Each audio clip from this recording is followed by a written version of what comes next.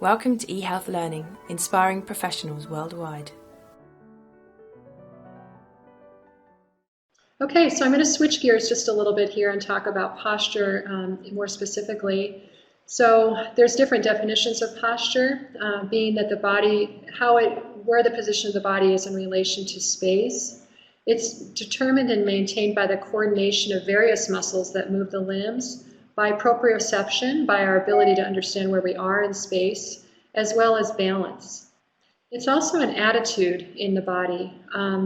So many times it's very fun to, I'll kind of spy on my patients when they come in and sitting in the waiting room and especially if they're a new patient and I don't know them, you can really sense an attitude in how people are holding their bodies. And, it's a chicken and egg thing, which comes first? Is it that the shoulders are slipped forward and their sternum is depressed and their head's forward and they're depressed? Or is it because that they're depressed because they are in that position?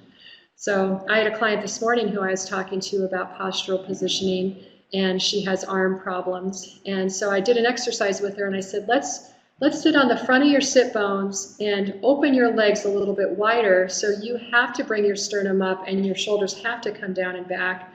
And she said to me, that feels really vulnerable because she's used to being slumped over and she's used to kind of protecting herself anteriorly. And so we had this dialogue of, there is a certain sense of vulnerability when you need to open up the front of the body. And you can imagine how that also lets people in and how you can have better relationships with those coworkers because they're not feeling that sense of you being closed off all the time. So it's kind of fun to have that kind of dialogue of the emotional and how it's related to posture.